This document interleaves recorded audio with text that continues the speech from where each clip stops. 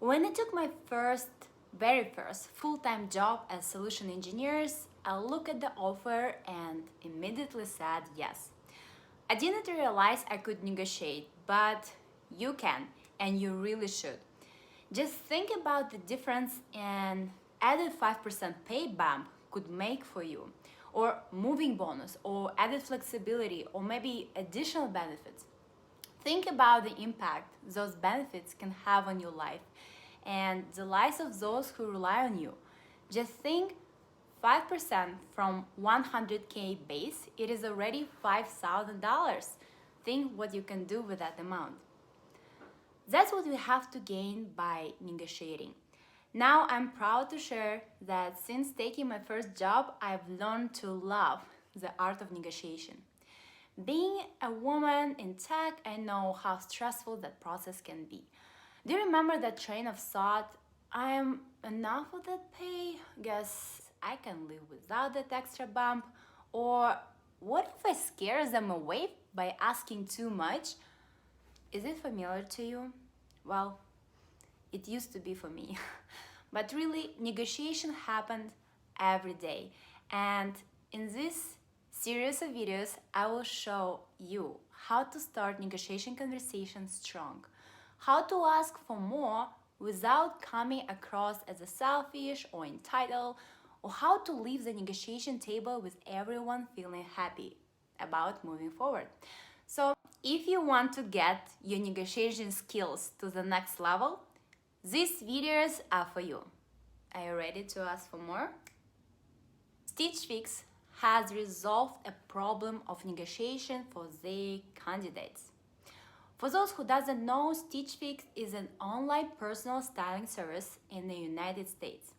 It uses recommendations algorithms and data science to personalize clothing items based on the size, budget, and style.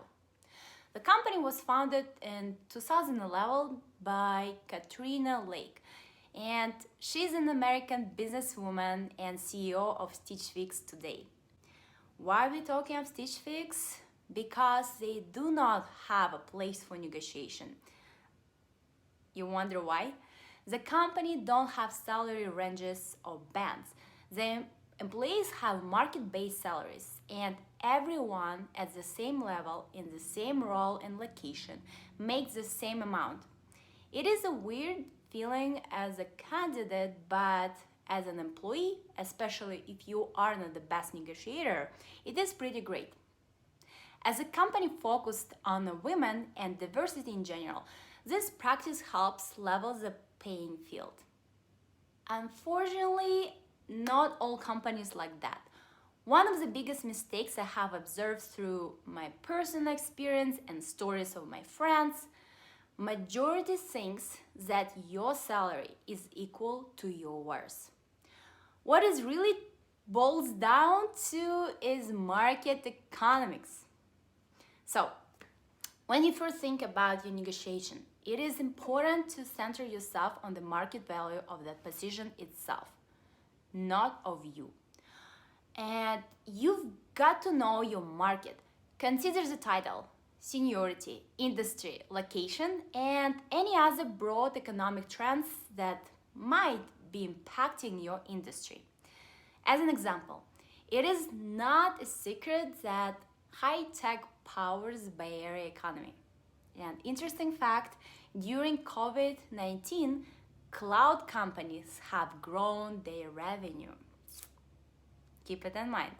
The worldwide public cloud services market is forecast to grow 6.3% in 2020 to total 257.9 billion, up from 242.7 billion in 2019, according to Gartner.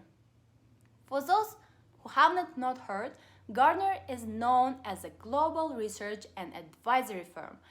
They provide information, advice, and tools for leaders in IT at enterprise level. If you are learning about the industry and want to know who is the winner, search Gartner Quadrant 2020. You're going to see the quadrants, and then you want to select the field that you're the most interested in.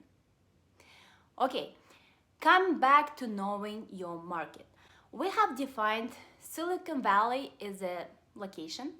Assume your interests happen to fall into cloud, and cloud is economic trends. Your selected role is solution engineer. That is the industry where you're looking at. The next step is define your seniority. This is just about establishing a baseline expectation on its important place to start. You want to understand the supply and demand on the industry that you're looking at. Some websites that you can start with include Glassdoor, Payscale, Salary.com, and Indeed. You might also want to check out the Salary Insights tool on LinkedIn. According to my personal experience, the LinkedIn Salary is the most reliable source to check the salaries. Now, as we know the names where you can go take a look at the salary ranges, let's take a look what you will see inside. We'll start with the Glassdoor. Once you log in, you put the role that you're interested in and location. And one thing to keep in mind that information entered in glassdoor.com is crowdsourced and unfortunately unverified. While some of the salary information posted on the website may be accurate, some of it's not. The way you can see it is the range of the salary is pretty broad, so average $100. However, if you scroll down, you'll see the more detailed breakdown based on the company that this role is available. Another thing to keep in mind, the original numbers that you see, this is a base.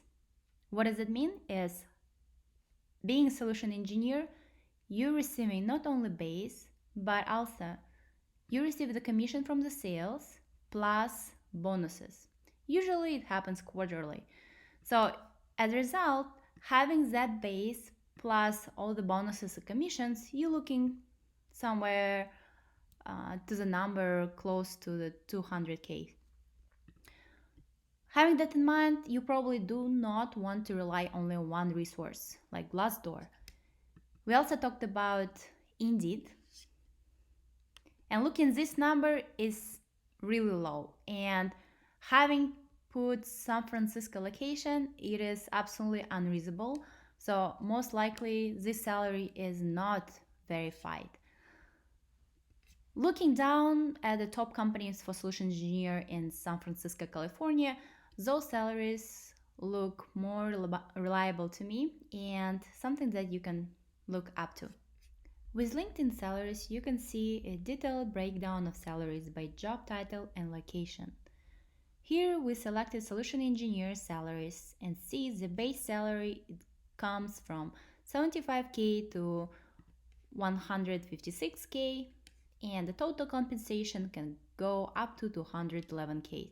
And usually it's not the cap, as solution engineers are the part of the sales, and if the sales goes well, you'll get the additional bonuses coming up your way.